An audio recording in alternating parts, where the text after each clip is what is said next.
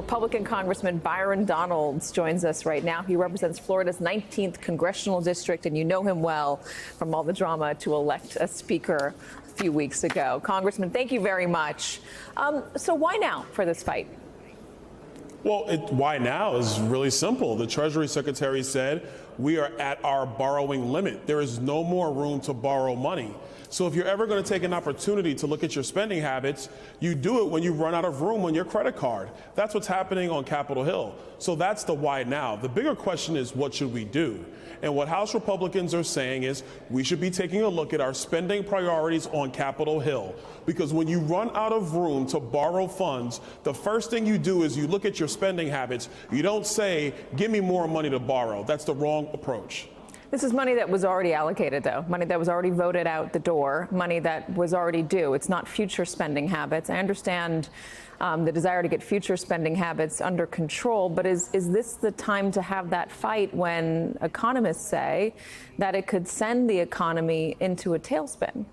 Well, a couple things. We have to reset the narrative on this. Number one, right now, for every dollar that comes in tax revenue, Washington spends about $1.30. So this is not about future money you want to just spend. It is about the spending priorities that got us here to this point. Let me give you a couple. A few weeks ago, the $1.7 trillion omnibus deal that nobody got to read on Capitol Hill, but was voted out right before Christmas. I'll give you another one. The so-called Inflation Reduction Act, where $400 billion goes to the Green New Deal, something obviously we can't afford because now we're having to raise the debt ceiling. So this is about your previous spending priorities and what those need to be going forward. That's why you have to address it right now.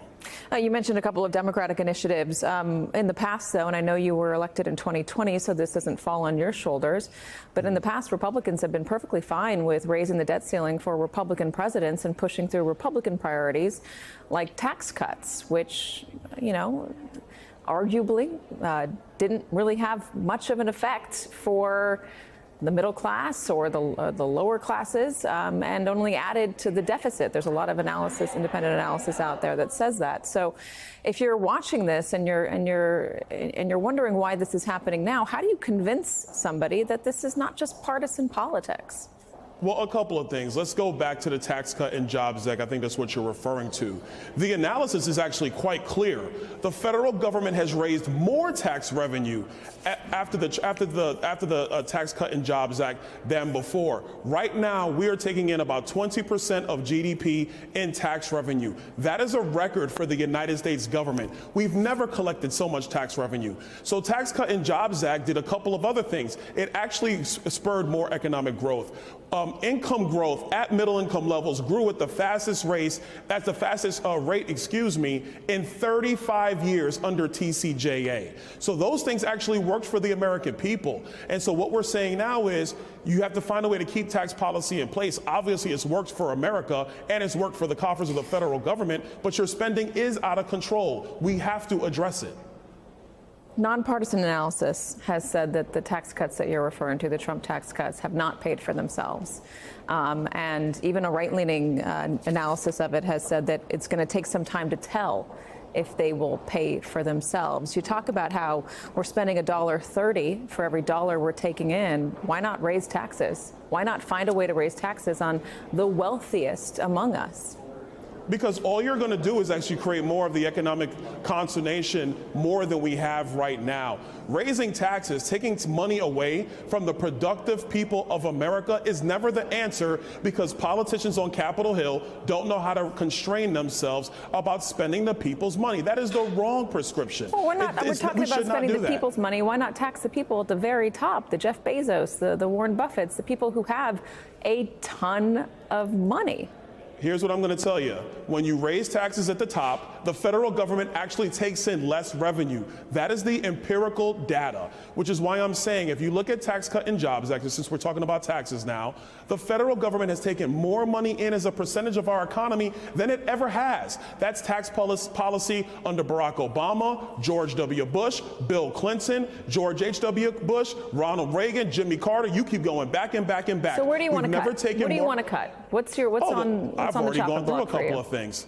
One is, let's actually go back and revisit what was in this $1.7 trillion omnibus deal. We shouldn't have done that. It was excessive. It was done at the midnight hour. What's in the Inflation Reduction Act had nothing to do with reducing inflation. So what do you want to cut, though? You're talking about bills that you don't agree with. What do you want to cut? Hold on, I'm going to give it to you. Okay. You have in there $400 billion associated with Green New Deal subsidies, things we don't have the money for. You start there. The third thing overall, you end the COVID emergencies, because newsflash, America, COVID is over now. All the money that we have spent up during the COVID pandemic is now in our baseline. You go back in, take that money back to pre-pandemic levels, it puts us on a much more sustainable glide path from a financial picture. I think if you do those things, you can be at an agreement to actually increase the debt ceiling and then get serious about some of the long-term issues our country is facing. All of the green initiatives, all of the subsidies out there. Democrats aren't going to say yes to that. Where's the compromise? Well, that's what negotiations are for. I'm not going to negotiate through your television program, although it's fun to have this conversation with you. What we should be doing on Capitol Hill is they bring their ideas, we bring our ideas, and we negotiate. But the talking points from the White House about there will be no negotiation is just frankly irresponsible, not what we should be doing right now. You want to talk about Social Security and Medicare?